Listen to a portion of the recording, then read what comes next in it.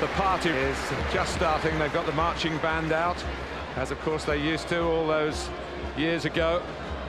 And they've even told the mace thrower at the front of it to drop it, as that used to happen here, apparently on a regular basis.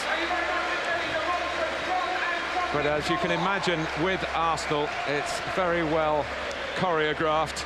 And there's a running order which involves, I think, 80 former players coming onto the pitch later on and being reintroduced to a ground that they graced. And here they come. Ian Allenson, 1983 to 1987. John Matthews, 71 to Charlie George. He still looks fit enough to fire in a few 25-yarders. Still working for the club as well, Martin, and it's great to see the club encouraging former players to be involved. Kenny Sampson, another old favourite that still participates in work on behalf of the club. Isn't it fantastic to see so many legends? Some in good health and some needing a bit of help to get round. Derek Tapscott, who was a forward here in the 50s, Welsh international, but determined to be here for the goodbye to Highbury. They've all played their part, haven't they, Martin? You know, these are equally special players. There's a manager and, of course, former player George Graham. And Bobby Gould, who numbered Arsenal on a long list of clubs as a player. David Seaman and family. Well, safe hands. He's certainly got his young boy in safe hands there, because you know, every one of them has played an important part. No more than that fella, Frank McClintock. Captain of the double-winning team of 1970-71 season. And with him there, Arthur Milton, just behind him, who was the man who played football and cricket for England. Yep. There's quite a few of them at that time, wasn't there? They could combine the cricket season with the football season. And Willie Watson, another one that was famous for doing both, but he didn't have a bad career, did he? Tony Adams not actually here, but he won a few headers. I don't think Wrighty will want to leave this football field, will he? I mean, he really does get involved with everybody and everything. There's some wonderful moments here. Ian Wright has set the record, of course. Ian was beaten by Thierry Henry. Fantastic goal scorer for this club. I think he's hugged more people than Thierry Henry, though. He loves every moment of it, doesn't it? Just looking at that podium, and you know, you can't help thinking that if they were all playing in today's age, what would be the value of that now? Look at the great players, the players that have graced Highbury, that have graced Arsenal Football Club. Malcolm McDonald there, of course. Terry Neal, who was a player and a manager here. John Radford. Yeah. A terrific goal scorer. You know, you talk about Ian Wright, Thierry Henry, Brian Talbot. But Arsenal like to believe they do things with style, and usually they do. They've certainly gone far and wide, up and down the country, to get these guys here today. And Bob Wilson, who has Willie Young alongside him there. And Pat Rice has come from the dressing room to be part of the parade of legends, Arsene Wenger's assistant manager.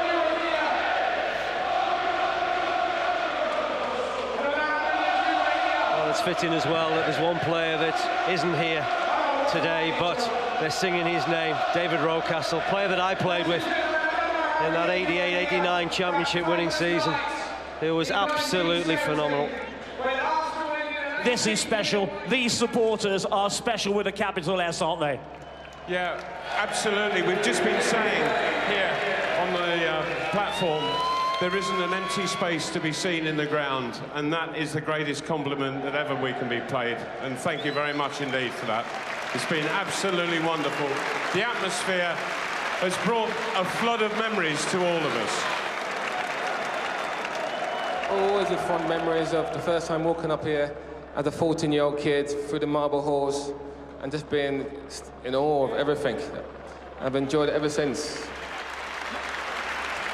Yeah, I've actually played here in the League Cup for Stoke, and George Berry said when we ran out for the second half, he said, "This is where you want to play your football, Dicko," and little was I to know 6 months later I was going to be here, and I've enjoyed every single minute of it.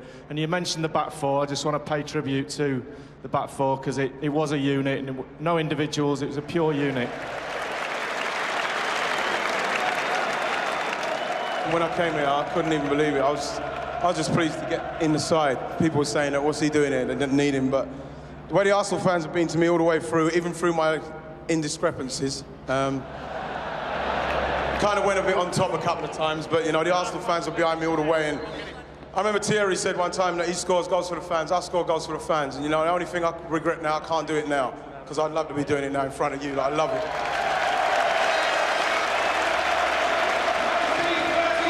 These junior gunners bringing on cardboard cutouts of the trophies that Arsenal have won, with a reminder via the public address of the years when they were won.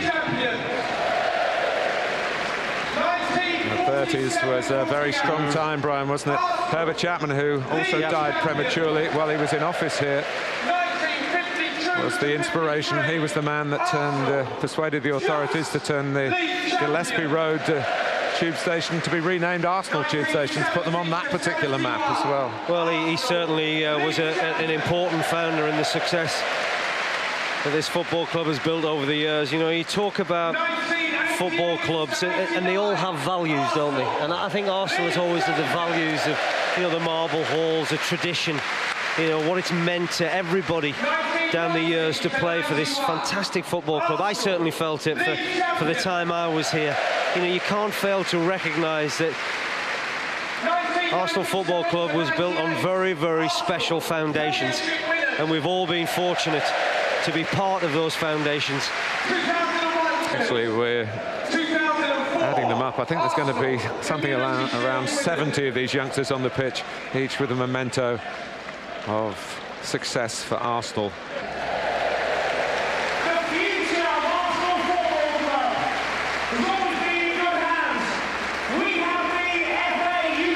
The closing ceremony recognising all the Arsenal achievements down the years, the Highbury years.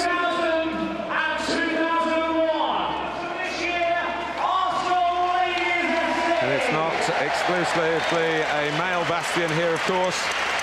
Arsenal ladies team have done their double this season, coached by the kit man with the senior side. Vic Akers does a brilliant job for them.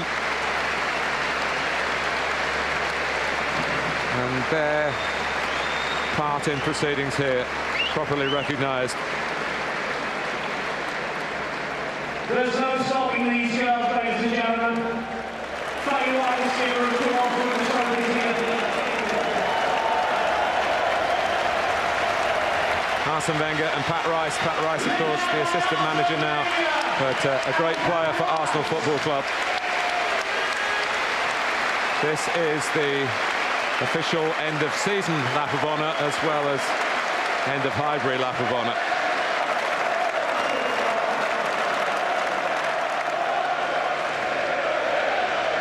The whole squad making a leisurely stroll, taking in the view, scenes that they know they won't see again. The first game played here, the 6th of September 1913. The last played May the 7th, 2006. The 2010 Arsenal game at Highbury. They're going, well, only a quarter of a mile up the road, upsizing, certainly, in terms of what the estate agents would say. And the most important factor, the reason why they're leaving this stately home of football, is it's just not big enough. They couldn't develop Highbury to the sort of 60,000 capacity that they're going to get in the new ground. It's amazing to think that they once got 73,000 plus in here for a game in the 1930s against Sunderland, but that was before the term health and safety had been invented.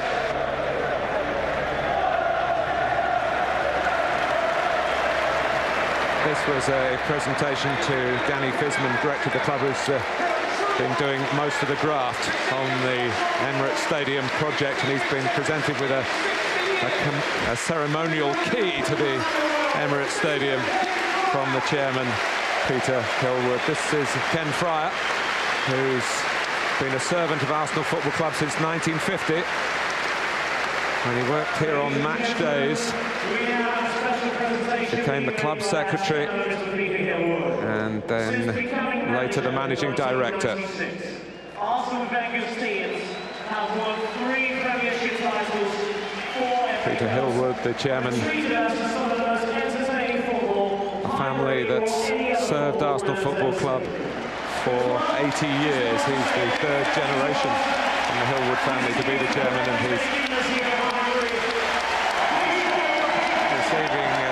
giving out a presentation to Arsene Wenger for the calibre of football that the manager has produced with his teams in his time in the Highbury years.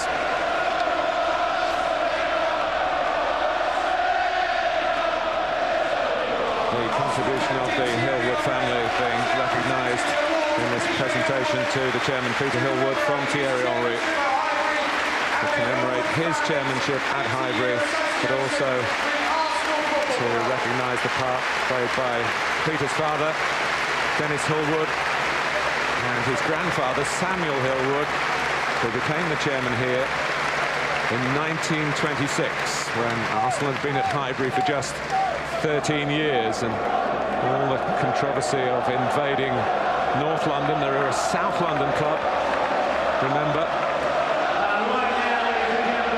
That was at its height. They came here and trod on Tottenham's toes, and they've done the same today. We're into the last 5 minutes of Arsenal's life at Highbury. It's yet another golden boot for Thierry Henry, his 4th in 5 seasons. 27 Premiership goals. Absolutely unstoppable again.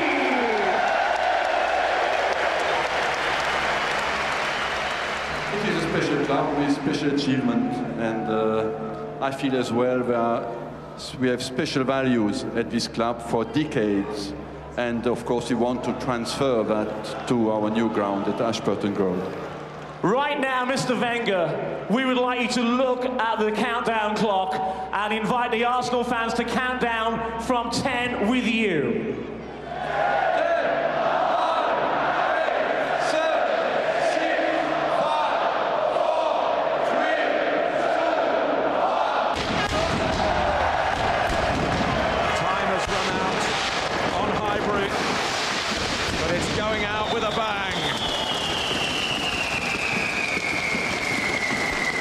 This ground has been a symbol of a top-class football club, a club that prides itself on doing things the right way, the Arsenal way, as they say here.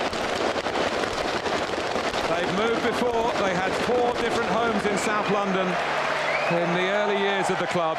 They moved 10 miles in 1913 from south of the river to Highbury. Caused all sorts of ructions with other clubs in the area, notably Tottenham Hotspur. And now they're moving not much more than a quarter of a mile. In the end, Highbury was just a little bit too small. And they're going to the Emirates Stadium. And they're going to go with wonderful memories of a very successful final day.